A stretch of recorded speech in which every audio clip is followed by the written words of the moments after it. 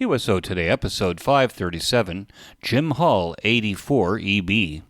This episode of QSO Today is listener-sponsored.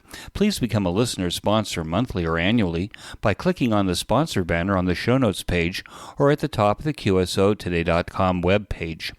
Welcome to the QSO Today podcast. I'm Eric Guth, amateur call sign 4Z1UG, where I demonstrate the diversity and relevance of the amateur radio hobby and its impact on society by interviewing ham radio operators, many of whom played vital roles in shaping our technology through the amateur radio hobby.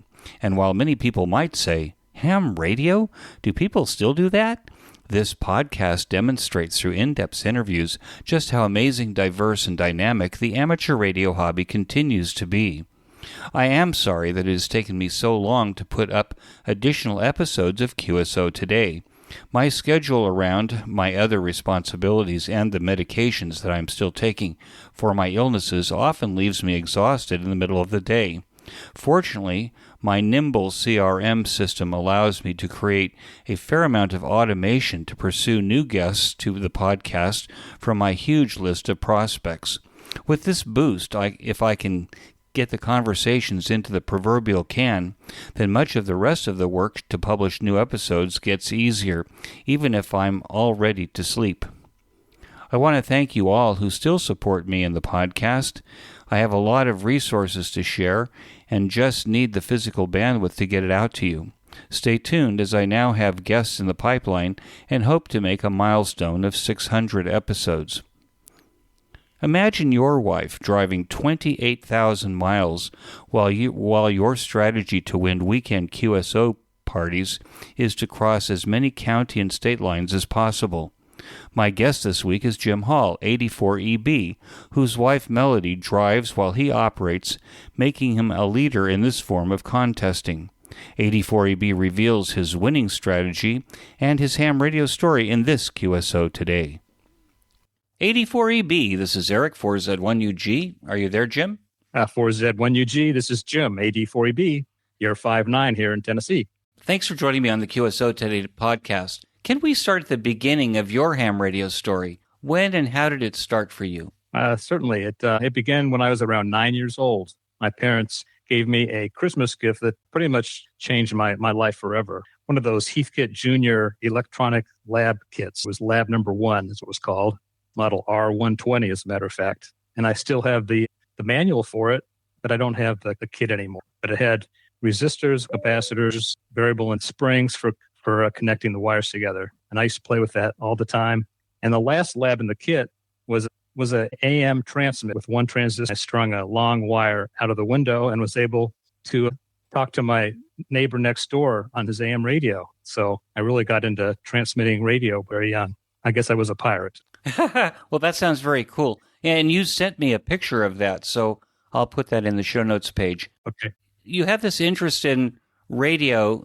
How did it express itself so that it would lead to an amateur radio license? Okay, well that's kind of a long story, but I'll get into it. But my first exposure to ham radio was as a shortwave listener, and I had a Heathkit GR64 which I built, which I think a lot of your guests have also started out with, and it was a good radio, even though it drifted quite a bit. It really got me interested in electronics. I really enjoyed that radio. I still have it today.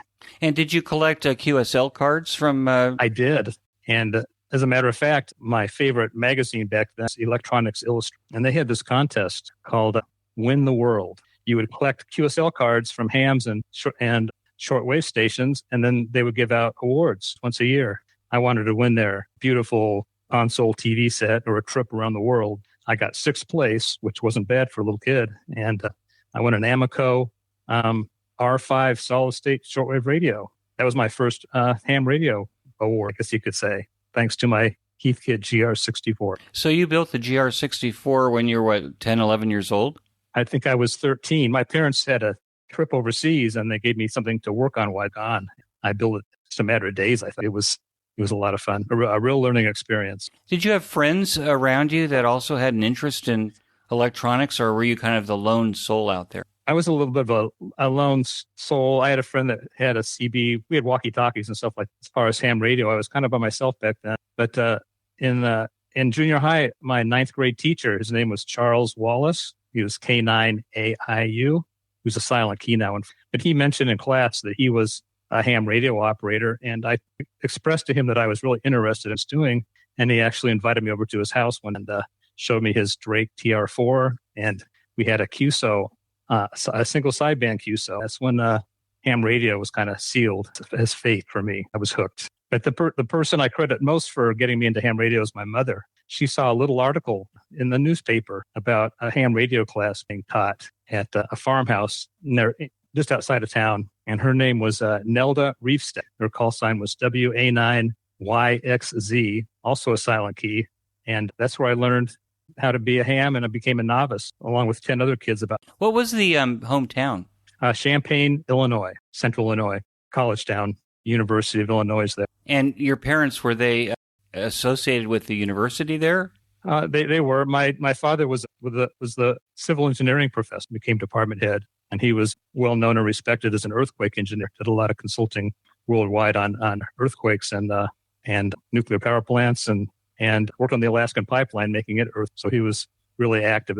I guess it was in my DNA that I would become an engineer. No, it sounds to me like it was inherited. The brain power and the interest, of course, in technology. So there's a story I read in the NCJ article that somehow you ended up with a Model 19 teletype. How did that happen? Oh, that was a really lucky occurrence in my life. And we had a family friend at church. His name was Mr. Krug, and he was a ham, but I don't remember what it was first. But when I was 14, he gave me his teletype machine. It was pristine. It was a Model 19, had the punch tape. Everything worked. An amazing piece of it. And as a shortwave listener, I knew that there was radio teletype signals out there waiting to be decoded. So I hunted around the magazines, and I learned that there was this company in my town, Champaign-Urbana, that made radio teletype demodulate called HAL Devices. I went ahead and ordered their little kit for like $59, I think it was. I built this demodulator up, and it was able to decode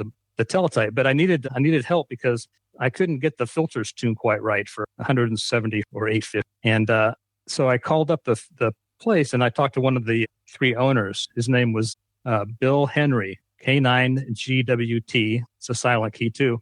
And he tuned the filters up for me there at HAL. He was impressed with my construction skills, probably because of my Heathkit experience. And one evening he called me and asked me if I wanted to work there as a part-time student per se. So I jumped at that chance. And that teletype machine had a lot to do with my future. That's for sure. I'm curious. I remember somehow those HAL Devices teletype decoders because there were two filters, right? There was the Mark and the Space filter. Correct. They used 88 millihenry toroids. That's right. Yep. Right. That was going to ask you if they used the 88 millihenry toroids. So what you're tuning then is the C portion of that in order to make that work.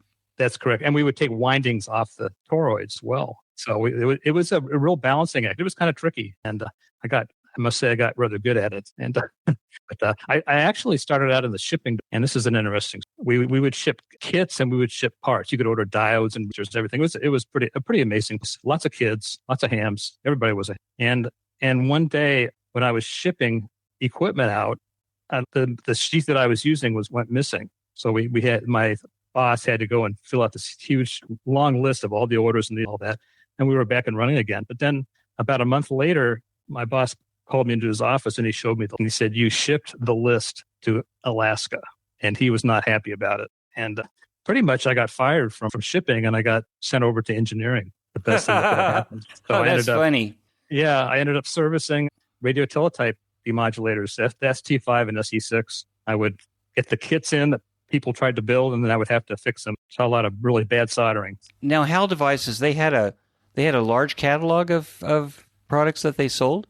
Oh, not really. They had ID senders for 2-meter repeaters and CW oscillators, and I'd say they had about maybe a dozen to 20 things that they sold. I was only there for 3 or 4 years, and they went on from. And a lot of the people I worked with that were hams got their license the same time I did, and some of them I still keep in contact with. It was a really fun bunch of people, and I learned a lot. But HAL was a great company, and they did a lot for the youth in our community. It was this experience with HAL Devices that helped you choose what you might do after high school?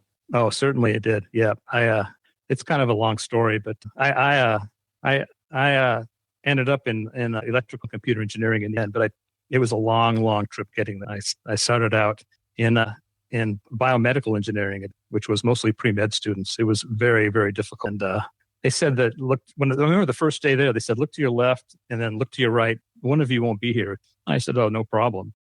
And it was a problem. So I didn't do so well. My study habits to pull it off. But I think part of the problem I had was that I when I was in high school, I think I spent a lot more time on the radio at 3 a.m. than studying. So my study habits. But nevertheless, I ended up transferring to the University of Kansas in Lawrence, and I got a degree in civil engineering there.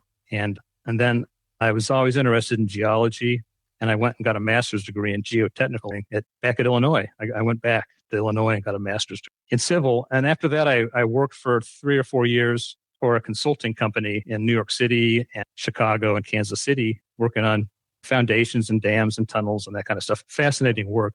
And the economy took a downturn around 1989. And I ended up working in hazardous waste, and I really didn't like too much. Because of your exposure to hazardous waste in the process? Partly, and it just wasn't that exciting to me. But when I was working there, I bought a Heathkit H89, and I just got totally enthused in programming computer systems. I wrote an interface for RTTY with my computer, and I actually applied it at work quite a bit, some of the work I was doing there. But I knew that electronics was really where my heart was. So I went back to Illinois again. I got a master in EE, which took me 2 years in control system. So it took me a long time to get. So then where did you go with that, with the master's in electrical engineering and control systems? Yeah, it was I interviewed with a lot of companies, TRW, McDonnell Douglas. They were hiring like Lockheed, HP, and others. And I took a job with Boeing in Seattle. But during the last week of school, another company showed up really late to the interview process. It came in kind of like a back door. And it was the Saturn Corp, the car manufacturer out of Michigan, as a subsidiary of General Motors. They had just gotten formed like in the last couple of months. And they interviewed, and I interviewed with them, and I accepted a job with them. I told Boeing I'm going to come, and they were fine with that. And I ended up taking a job with the Saturn Corporation on the ground floor. So I remember that car. What was unique about that car that they would create a separate corporation around? Well, it was GM was having a really hard time competing with the small car market, and there were a lot of things that GM knew they had problems with, and they wanted to kind of change their culture or have a group change the culture and try to do something different. So our motto was a different kind of car, a different kind of company. And what made Saturn unique as far as the vehicle goes, we used plastic panels, and they would have commercials where they'd have grocery carts run into the side of vehicles and they'd bounce right back, which is true. And the paint job was really, but it was a different kind of company. And GM, they put in $5 billion for in Spring Hill, which is my hometown really. And that would be about $15 billion in company. It was a big deal. It was kind of top secret. And I think the plant ended up as 4 million square feet, and they built the entire vehicle, all the gears and shafts and engine parts and plastic panels, every bit of the car except maybe the windshield and the seats were all made here in Spring Hill in this plant. We produced 1,200 cars a day. We got everything running. That's about 1 a minute for almost 7 days a week. We cranked out the cars. Oh, amazing! It was amazing. It was. So, as a control engineer, then your job was wiring up manufacturing processes and stuff, or? Yeah, well, I had a really interesting career there. I was on the ground floor, and let me back up a little bit. When I showed up to Saturn on the first day, which was September 16th, 1985, they had no record of my employment or anything about me. I walked in the door for orientation, and they said, "Who are you?" It was shocking, and it was a mess. But luckily, I had this letter from one of the engineering manager that showed that I was supposed to be hired, and I was okay because of that letter. And there was another engineer there that was starting on this, but he had been Bob Helmus, and he told me, "Don't worry about anything. You can come work for me for a while. I'll take care of you. Don't worry about it." So he kind of put his arm around me and kind of make things work. And the deal was, he said, "What I want you to do is go to every single group in the corporate body shop, paint shop, engines, transmissions, general assembly, injection molding, and decide who you want to work with, what group you want in." I could go anywhere I wanted, and it was amazing. And I chose general assembly because it was going to be almost a lights out kind of tons of automation. It didn't turn out that way, but that's what kind of drew me to. And you were there how many years? In total, I stayed till the end, and then I came back a little bit later. And I ended up working there for about 35 years total, my whole career, pretty much doing a lot of the same things. And did they continue to make the Saturn car all the way during that 35 years, or Or did it turn into something else along the way? It kind of died. Same time GM went bankrupt. It's kind of a sad story, but I think they stopped building Saturns and then GM went bankrupt and at that time or just before that, and they had to shed themselves of a couple of brands. So Saturn and Pontiac and Hummer, they were discontinued. And that was what, 2008 when they... Yeah, 2009 is when 2009? Yeah. It was an amazing place to work, and the brand was really popular, and the cars were super high quality. We had a homecoming one at Saturn, and 50,000 Saturn owners showed up to our home. We had band concerts and fireworks and all that kind of stuff. It was a tremendous brand and a real shame. We were heartbroken. We had to stop doing that. But anyway, on my getting back to what I did there, I was involved in controls and also the IT end. I was in a group called Plant Floor System, which was a combination of control systems on the manufacturing floor and then the IT systems that would kind of run the plant. And I worked on a system or helped develop a system called, it was a plant monitoring control. And it was co-developed with GE Fanuc in Albany, where my wife worked. I met her there the first time, and she ended up moving down to Spring Hill and worked in the same group I did, Plant Floor System. It was a great career, and I really enjoyed it. I stayed technical the whole time. What did you do in ham radio during that period of time? Were you an active ham in those days? I was active. I kind of really tried a lot of, I was really into CW when I was a novice, but with that teletype machine, I was big into RTTY. So I would even do rag shoots on RTTY for years. And RTTY was alive and well back. I got involved with PSK 32, satellite communication. I talked to the Mir Space Station and some of the shuttles. And I did meteor scatter for a while, with a fascinating way to use radio. I had one moon bounce QSO. And then throughout my whole ham radio career, I'd hear these things on the radio where there'd be just so many stations. And I would work, 10 stations in a few minutes. Sometimes I wrote them all on my ARRL log. I'd have sheets and sheets and sheets of all these stations I worked in a rapid fire order. That was my first introduction to contest. I didn't really know what it was, but I enjoyed working all the DX and the other stations that were involved. And what were you using for rigs in those days? You sent me your first rig. Was it the Heathkit HW16 was your first rig? HW16. It was mine as well. I still have that today. Yeah, I just took it out of the attic a couple of days ago to send you a picture of it. I need to restore it. My next radio was Yaesu FTDX100, the precursor to one, kind of a rare radio. Uh-huh. Is that one working? I haven't turned it on in a long time. It's in mint. It probably does work, but I need to recap it before I actually try to use it again. I had a Tentec Omni 6 Plus, and then then I went to ICOM Pro 3 and a 7600, and then today I have two 70s that I use. So I'm an ICOM guy now. Well, I'm an ICOM guy too, and yeah, I love it. Okay, well, so that's very cool. And so now you're retired, is that right?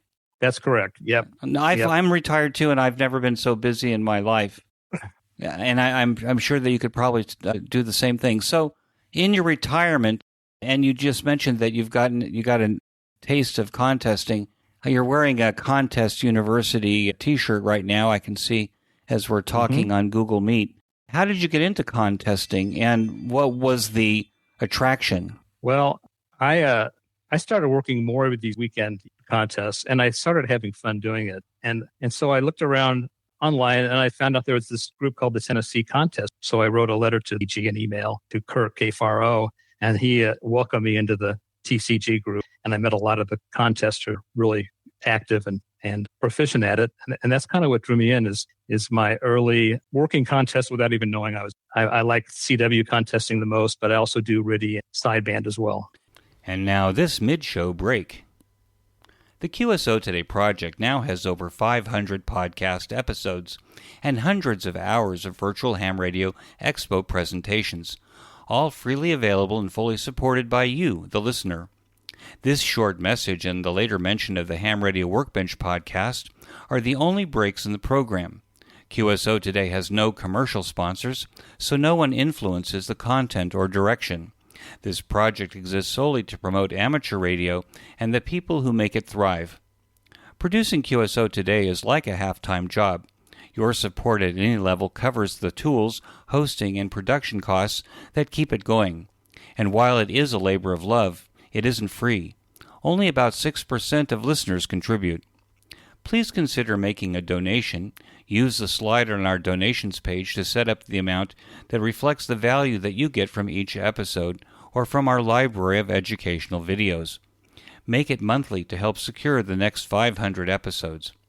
You can also become a listener sponsor, shop on Amazon using our referral link, share QSO Today with friends, subscribe to our mailing list and YouTube channel, and help spread the word. Every action is value for value. Keep QSO Today alive by taking action now. We return to our QSO. Now, would you say that you're a chaser? I mean, I'm not a contester, so if I'm mixing up words that probably belong into PODA or SODA or something like that, are you the guy sending CQ, or are you the guy that's going after people who are sending CQ? I'm the guy doing both at the same time. So I'm a SO2R, single operator, 2 radio. So pretty much whenever I'm CW contesting, I've got 2 radios, one CQing and the other one searching and pouncing, looking for multipliers. So that's my favorite mode of operating. Okay, so in operating SO2R, it seems to me that you also have a lot of automation that kind of goes with that in order to make because I think SO2R is you're on 2 different bands at the same time. Correct. Yes. Right. Always. So you're managing antennas and trying not to transmit on the same band into your other radio to keep it from. Correct. So what kind of automation do you have, and how does that work for you? Okay. Well, I have two radios, 2 towers, other antennas, and I also have bandpass filter, reduce interference between radios. And I use stepper antennas, so I have to send information to my stepper controllers to tune to the correct band. So there's a lot of stuff going on in these contests running SO2R, and I use Node-RED coordinates. Being a controls engineer, it's kind of right up my alley to figure out to do that. So I have switching relays that I use to actually control the station while I do this SO2R. It's pretty well fully automated as far as it works out pretty slick. So there is a lot of automation making it all work. And what's going on in your brain when you're doing SO2R? I mean, it seems to me that you're trying to pay attention to 2 things at the same time. You're trying to keep them in sync. You're trying not to. So I guess I've never asked this question of SO2R operators, but it seems to me that it requires a little bit of coordination between the right brain and the left brain, It does. Timing is everything with it. And that's the art of SO2R. The goal is to make it so that the people you're talking to have no idea. You never want to make the other guy. So I'm sitting there calling CQ and working people at maybe 112, maybe more. And then at the same time, you got these little windows of opportunity when they're sending. And that's when you go ahead and shoot your call over to them and have that guy work. And then when he's sending his response, you're sending your response. You can't transmit on both radios of this. That's not legal. So you got to time it just right so that I'm sending when he's sending and he's sending when I'm sending. So if you do it all right, it just happens and nobody knows. But you got an extra QSO out of it. So it's intense. It takes a lot of practice, but it makes it a lot more fun. I can't operate contests without it now. It's just not exciting enough. Yeah, it's once you do it and get proficient, it's hard not to do. Now you're doing this on CW at the same time, right? Yep. And is there a speed that seems like this is contest speed? It's comfortable for me. It's comfortable for the people that you're operating. It's not fast. Is it 30 words a minute or is it 20 words a minute, or do you change your speed based on who you're talking to? Well, as it turns out, it's better not to change your speed, and faster is better. So, like in the CWTs that I do every Wednesday, I'm operating at 38 on both the SO2R and the search and pounce, on both the run radio and that's a good speed because what happens is when people hear that you're sending it that fast, they usually send it this. And when everybody's sending and receiving at the same speed, you can interlace the calls. And another thing is I also use it with RTTY. I started doing SO2R with RTTY. It is much, much easier with RTTY because the decoding is done for you. But if anybody has an interest in doing SO2R, I'd recommend starting with TY. Learn the ropes with RTTY because it's so easy to get these interlaced and get your rates up to close to 200 an hour with RTTY, just by having two radios go at the same time. And the RTTY operators come out during these contests? Because I've kind of tuned up and down the bands looking for RTTY because my little radio has a decoder in it, and I don't find anything. And I'm assuming that they're all waiting for the next contest. That's right. It used to be there were plenty all the time, but now it's only on the contest. So you come in on one of the big RTTY contests, and the vans are loaded with RTTY operators. It's very popular these days. It's really pretty amazing. It's really alive and well. Sideband, I don't do SOT. I maybe a little bit. It's very difficult. It takes a lot of skill. It prevents dementia in your old age? That's one of the reasons I do it. Yep. It keeps those synapses close together? That's correct. Yeah. It's a lot of fun. Now, one of the things I read in the contest, in the NCJ article about you, is that you also do mobile contesting. How did that start? How did you get involved in contesting your mobile? And it seems to me that you do some unusual things there as well. Yeah, it's kind of like my new ham radio hobby is mobile contesting. New since 2009, but still new. But I never really thought I'd do. I did a little bit of mobile rag shooting with a ICOM 706 I had in the car. I did that a little bit. But there's two guys in the TCG, W4NZ Ted and N4ZZ Don, and they had done a mobile competition a couple of weeks earlier. And Ted's been doing it for a long time, but it was the first time for Don, who's a friend of mine here. And Don told me that you have to set your van up to do mobile contesting because there's nothing like it. And so I thought about it and I said, sure, I can do that. So I put together a station in our Montana van, which was fairly new, and now it has almost 300,000. That's what got me started. These two guys put a bug in my head to do it. So I did my first mobile contest with Don. It was the Tennessee QSO party in 2009, and we came in second place, but we had a ball doing it, and I was hooked big time. The pileups were amazing. It was like being on a remote island. The pileups, I was sucked in. It started a long future mobile contesting. Did you have the van and you decided to start contesting? Or when you got interested in mobile contesting, you bought the van? I had the van. You had the van already. So it was just kind of adapting what you already had for this new experience. That's correct. I was starting from scratch. And my wife and I knew I had to put a table in this van. The seats in the middle came out, but I had to get some kind of a table. And we just happened to be at the local recycling center, dump, you could call it. And we were throwing stuff in the dumpster. And sure enough, there was this crate in there and a piece of wood that was the same size as a desktop. And I jumped in there, which you're not supposed to do. And I grabbed those two items and built a table in the van for holding the radio, my computers, and my other gear, thinking it would be a one-time thing. And here I am still using it 17 years later, still have the same table. It's worked out really good. It's really, really sturdy and stable and holds you really well. Now, it's my understanding that your wife is also technical and she's also a ham radio operator. She is a ham. She became a member of our Aries group here, and she thought that would help her with emergency preparedness and stuff. So she went ahead and got her technician, and she had one QSO, and that's it.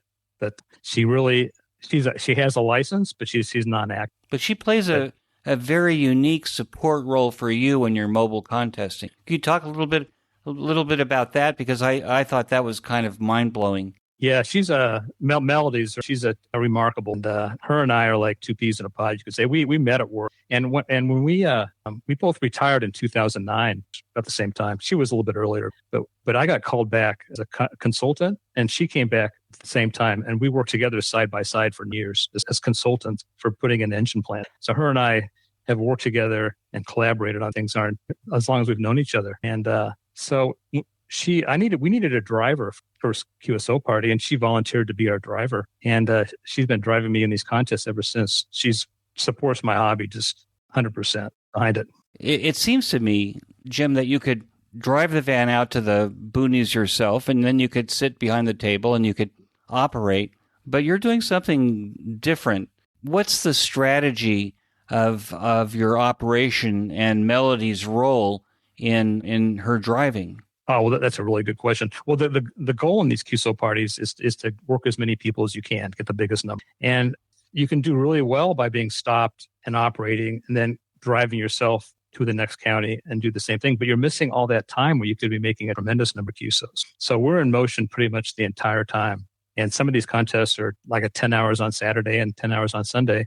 And she's driving sometimes over 1,000 miles in these, just so that we can get to the next county and the next county in a short amount of time and as many people as possible. So we're on the move almost all the time. So if you go into another county, then you can work that station again, right? That's the beauty of mobile contests, state QSO parties, is that you get to pretty much work the whole contest over again every time you go to a new county. So you get these tremendous pileups, county after county after county, as you enter them. It's amazing for somebody like me that loves pileups and high speed Morse code. It's a dream. So then you have a strategy for participating in these QSO parties, and then that strategy includes a route that Melody drives in order for you to maximize the number of QSOs that you make. Yeah, that's a big part of it. That's one of the keys to our success is the planning ahead of time. I'll spend sometimes 2 weeks planning out the route, minute to minute. In most cases, we'll have the whole route planned out. How much time we're going to spend in each county, and the route is a key part of the whole thing. You want to try to get 15 or 20 minutes each county. And the best thing you can do is to find a county where you just go through the corner, where it only takes you a few minutes to get through. But then you can stop in that county and operate while not in motion, which is sometimes the best. You get the best rates that you're not jostling around in the car. And you can find a nice, quiet RF location too when you do that. So it's all laid out. And I put a schedule together in Excel that pretty much lays it out for me exactly which turns to make, where we're going to stop, what side of the road we're going to be at, where we're going to get gas, where we're going to get antennas, where pretty much the whole thing is laid out in a schedule. And it's all loaded into a GS too, the route is. So she just has to follow the GPS and it'll take her where she needs to go. And she can enjoy the scenery, and we don't have to worry about making it to the contest county because we know. Okay, so then let me ask the fundamental question that I should have asked at the beginning is that for those of us who are I haven't lived in America for 26 years now, so I don't even know what a QSO party is. So, so what is a QSO party, and why should people who can participate because of their location, why should they participate in it? Yeah, I guess we should have started there at the beginning. Yeah, I think about it, but most states put on their own QSO parties, and it's a worldwide event. Anybody can enter a state's QSO. It's not just, and most states have their own party, but some of them combined their parties together, like the New England QSO party is a good example. The New England states get together and have their QSO party, which is a pretty big one. And the rules of the contest, depending on if you're in state or out of state, that's what makes the difference. If you're out of state, you try to work as many stations within the QSO party state as you can, and work as many counties as you can with states. Stations that are located in the QSO party state, they can work everybody, and their score is the number of QSOs, and they have multipliers, states, provinces, and usually countries. So the goals are different depending on in-state or out-of-state. But the mobiles have the huge advantage because you get to work everybody over and over and over again. You can get huge scores. I remember in the Florida QSO party in 2025, I ended up with over 4,000 QSO in the 2 10-hour days. That's averaging over 200 an hour for the whole contest. After log checking, it was just below 4,000. It was our best score to date. 200 an hour for 20 hours in a car is mind-boggling. It's really, really fun. How are you logging these? I mean, I remember from QSO Today interviews that it used to be that when you worked someone in the contest, you take your logs and you send your logs into the ARRL or all of your QSL cards, and you send those in, and they would, essentially score those based on the people that you worked. How do you do that now? I mean, so that you confirm that you actually worked people on both sides? Well, that's a really good question. I use N1MM as a contest log, and it ties into my computer in my car, my laptop, and I log it keeps track of time, frequency, what state, province, or country they're at, and the frequency. And the other person does the same thing on his side. He logs it all to a logging program as well. And those logs are a Cabrillo files, and they're sent to the contest director, and they use software to cross-check it all to make sure that everything lines up. When you say you work this guy at this time, and this was the exchange, that he has this, and it's done. The checking is a big part of it, but thanks to automation, it's not undaunting. Speaking of N1MM, you asked what got me into contesting. I'd have to say that N1MM, that software package, is what got me on testing, because I was just logging in my log sheet before that. But when I got N1MM Logger when it first came out, it changed everything. I became a contesting maniac because of it. It made it so much fun. And as a matter of fact, we have this award. This is off topic. We have this award in the Tennessee contest called the most radioactive. And Don, N4ZZ, he would win it year after year after year. And I was a brand new member of TC, just getting into contesting. I set a goal that year that I was going to beat Don. So I entered every CW, RTTY, sideband contest almost every weekend, whole year, to try to get up to what he was doing. And I did it. I ended up with 35,000 QSOs and just inch over him. It was like a horse race the whole time. He didn't know who I was from Adam, and I hadn't met, but I was going after him. And we became best friends after that, and still are very competitive today. I've done a lot of mobile QSO parties as a partner. He's a great guy and an excellent contester. Anyway, that's that. Is there a leaderboard for these QSO parties? Is there a way in real time you can actually, while they're not confirmed, by the contesting authority, but is there a way to actually see how you're doing in real time against other operators? Yeah, there's a couple things with that. There's the live scores that you probably heard, see how your fellow competitors are doing. And I use my phone as a hotspot in the car, so I send my scores, and I can see some of the other mobile contesters there as well. But the really neat thing going on right now is a thing called the APRS Live QSO Party Tracker, K2UA. Russ is pushing that really hard along with some other people. But people at home can log into their computer and have a browser up where they can monitor the locations and counties of all the mobiles that are using APRS. It makes it a game. It's a game changer for mobile contesting, and it's really gotten popular in the last couple months. Is that you at home can track us live and see where we've been. Full trail. It's got a lot of attention. On the one hand, on the other hand, it might betray the route that you've spent 2 weeks building as a contest strategy, perhaps. That's true too, but I try to promote the hobby, I guess you could say. I think the more people that come after me or try to follow my routes, for example, the better. So I actually post my routes on my YouTube so people can see them ahead of time, and they can look at them afterwards to see where I was. Have you taken new or young hams on board with you in the van while Melody's driving around, and you can actually demonstrate or share the contest with somebody who might get hooked? I certainly have. That's a very timely question, actually. There's a ham in West Tennessee. His name's Ryan, AC4NK, brand new ham. I think he got his license a year ago and learned CW. I think he started learning CW in January. And I worked him in a CWT mini test. He sent me an email, said, I'm a brand new ham. I'm just learning Morse code. Do you have any ideas on how I can do better and what to do? And I told him to join the Tennessee contest group and do the slow speed test and the medium speed test. Gave him a lot of ideas on things to do. And sure enough, he became really good in a short amount of time. And I bumped into Ryan at Dayton, and he expressed an interest in doing the Tennessee QSO party with me mobile. I was kind of shocked. Are you ready for that? And so I said, well, I'll tell you what. I invited him to go to the Kentucky QSO party. It was 3 weeks ago, and he and I teamed up as a multi-op in the van. I got a nice route through Kentucky. It was 12 hours long, and he did great. He was like a seasoned professional. He was operating at 38 words a minute in the pileups. Just a remarkable, very skillful. And he is hooked into mobile contesting. So yeah, I've had one young ham. I guess he's 30. I guess that's young. Yeah. For us older people, but he really loved it. I've had a few other people, but not many youth so far. But that's one of the things I want to do is try to get more people to experience what I've doing mobile. Gamifying the contest seems to be something perhaps that might interest younger people who are into games, for example. Oh yeah, I think that's I support that 100%. What do you use as a contest rig in the van? Do you take one of the stations, one of the radios out of your SO2R station, or have you created a dedicated rig for mobile contest? I use one of my ICOM 7610s for mobile contesting. I just take it out of the shack and put it in the van.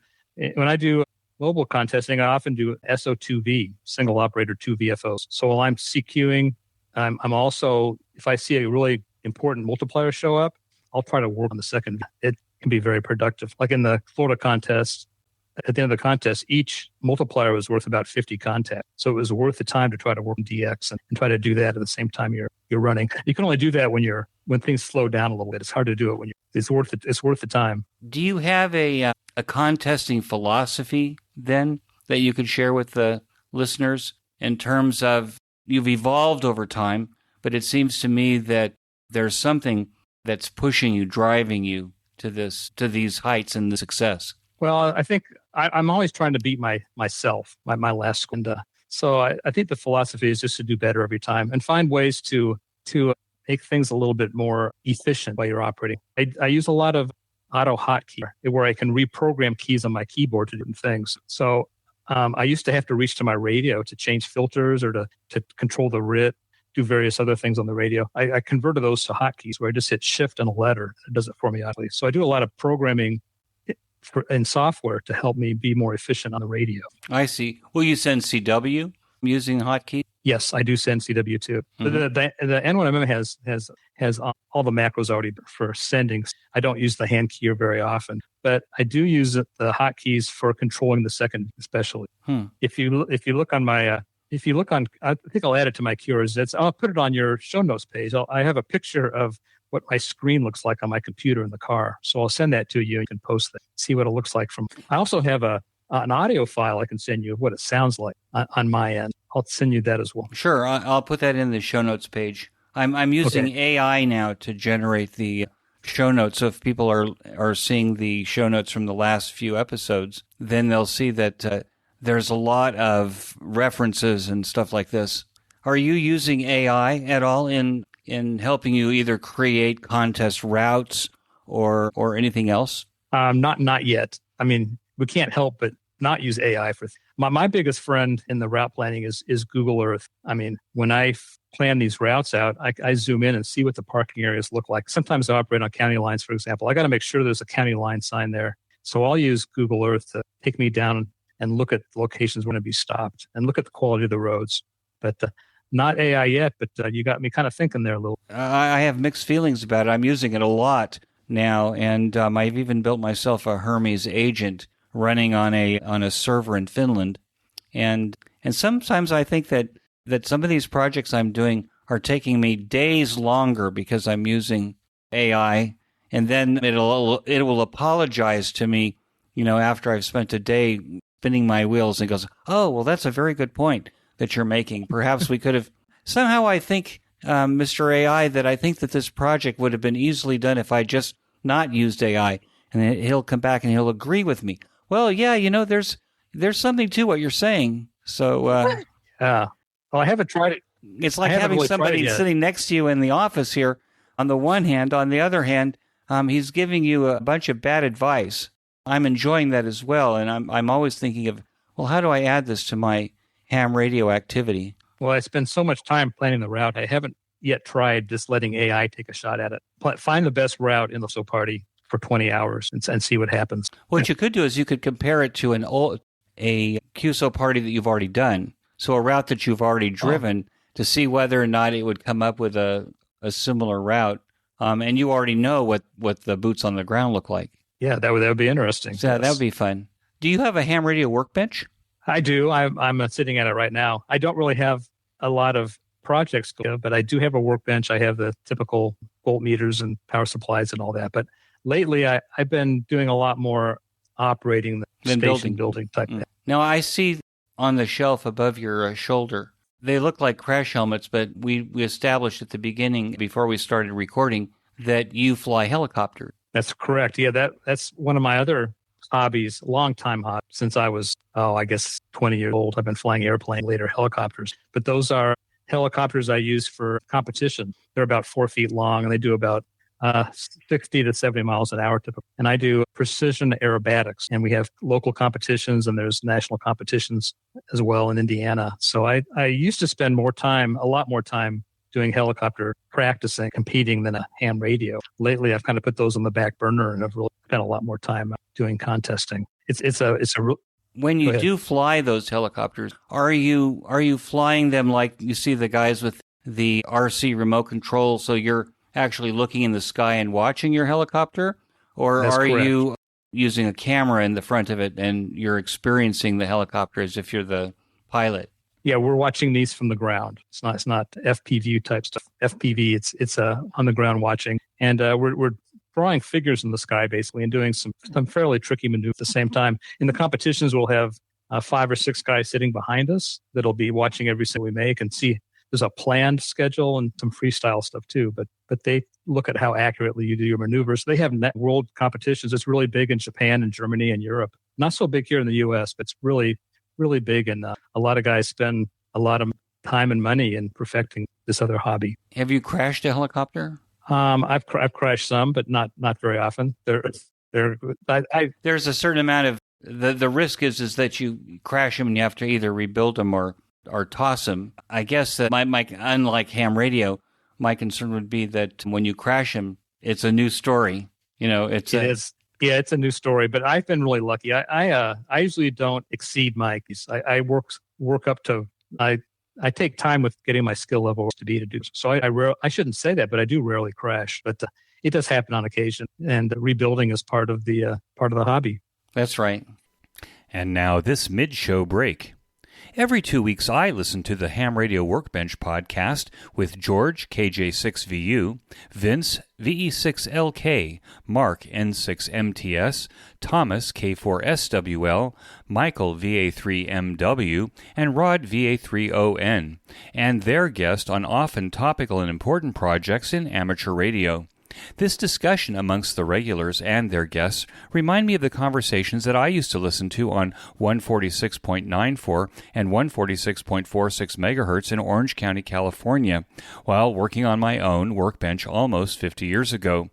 It is amazing how much practical ham radio knowledge that we can absorb by listening to the Workbench podcast that starts to make sense when we start our own deep dive into our own projects. So join me by listening to the Ham Radio Workbench podcast now and as George and crew push beyond 200 episodes. You can get to the Ham Radio Workbench podcast by clicking on the banner in this week's show notes page. And now, back to our QSO. Is there something about ham radio that you're not doing that you've been thinking about doing and there's just there's some push that will, take you there? Is there something about the hobby that you think that you'd like to do that you're not doing? I don't think so. I think I've kind of found my niche. I think mobile contesting where it's at. And also I've done some multi operating too, which I got the impression you said earlier that your wife was involved in some of the ARES type activities in the area. Are you involved in those activities as well? No, and neither is Melody at this point. We haven't been doing that. We got into it for a short time, but we haven't done much to bring that forward. Well, it seems to me that the QSO parties, just the planning of the QSO parties and the number of them, it seems to me that they're prolific, right? There could be a QSO party every other weekend, or there pretty much is a QSO party every week. But I usually, it takes a lot of planning, and gas is kind of expensive, you probably know. But I kind of have honed in on about 6 QSO parties that I really enjoy. I like the bigger ones that have a lot of participation, and I usually end up doing the same ones over and over again. I think I've done 52 QSO parties so far today. So that's how many I've done. Have you thought about this in terms of promoting amateur radio to the general public? Is there something in QSO parties that could be that thing to talk about with the non-ham radio public? I mean, when you're on the road in your van, I'm sure that you might get some looks. Oh, I get a lot of looks, and I get stopped sometimes too. But that's a difference. But I think one thing that is starting to take shape with the popularity of POTA is combining, getting more POTA people involved at the same time. And if a guy happens to be in a park on the same weekend as a QSO party, he's going to get inundated with people wanting to find out what county he's. So I think combining those two things will be good. And the nice thing about POTA is that they're out in the open. People will come by and they can explain what's going on and talk about QSO parties. And I think POTA might be a good way to advertise QSO parties. It sounds to me like POTA and QSO parties, perhaps they're not thinking that they're mutually, that there could be some mutual benefit. So there isn't that bridge yet between the two. I mean, I could see N1 and NM having some kind of a module that says, hey, you're operating POTA today. Well, there's also a QSO party. Here's how you can be in both, or some kind of, the leaderboard you were talking about. It seems to me that maybe there's a way that maybe there's a lot of POTA operators that just don't know about QSO parties. I think that's true. I think there are a lot of POTA people that don't know about QSO parties. I was at Contest University at Dayton this year, and there was a presentation on POTA and QSO parties at the same time. Mm-hmm. gave that NK4W, I think. No, I can't remember what it's called, but it's AJ down in Florida. He gave a great presentation on POTA and how it can blend in with QSO parties. Is there something that we could be doing better to attract new or even returning ham? That's a really, really good question. I mean, part of the problem is, let me think about this. Hold on a minute. Well, let's try it again from the beginning. One thing I've done a lot of, this is like my 8th presentation, that's 2 years. So I've done a lot of a club. I've been zoomed into a lot of clubs and actually went to a lot of clubs to present things like QSO parties, trying to get people involved that way. But I don't know if that really matches your question. Well, no, it's kind of like, Contest University at Dayton is, I've never participated, but I know people that have. You've got the best contesters combined with the people that really want to know about it on the one hand. On the other hand, the majority of people that might be interested in it, never get to Dayton or never get to Contest University. And I found this with the QSO Today Virtual Ham Expo, that there are a lot of people that just, never leave home, that are anxious for information to be able to participate in the hobby in a different way than they have been doing it for the last, number of years. And boy, I don't know where I'm going with this. So, I do. Forgive me, because I know what I'm thinking, but I'm not sure how I'm saying it right. Yeah, I thought about this a little bit. Don't record this, but you asked about what advice would you give to returning hams. That's what your question. And I was going to tell them to try different things. And if you find yourself not enjoying some aspect of ham radio, search around and find something else. And you can use YouTube to learn about something new and give it a try. Right. And also, I want to stress that they need to join their local club or any club for that. And I really kick myself nowadays for not doing that more when I was young. I feel like I missed out on a lot of ham activity and friendships by not joining clubs when I really should have. So let's go back. Let's go back a little bit then, and then I'll know where to where to cut this or where to do this. Are you involved in a ham radio club or clubs now where you're an active member and you go to meetings? I am actually. We have a brand new local ham radio club hometown, Spring Hill Thompson Station, and we have 10 members right now. 10 due-paying members who come to meetings on Thursdays once a month. And there's only 10 of us, but we really have a very interesting meeting every month. And most of the members in the club are big into POTA. That's what they do is POTA. They don't know much about contesting whatsoever, but 3 of them right now are in CW Academy Morse Code. And I've had 2 of them so far to show them what contesting can be, and they're kind of taking to it. So we're starting to get some interest here locally. The president of our club last week, he went to the FCC database and found that we have 130 hams in our area, in our town. It's of about 80,000 people. And he tried to send letters to each of them to invite them to field day with this weekend. And he found out that there were only about 30 of them that had their emails on QRZ.com. So he wasn't able to contact them, but those that he did, he invited them to come to our field day and hopefully get them more active. So I do belong to a local club here in Middle Tennessee. I did notice in QRZ that you can actually search their database by zip code.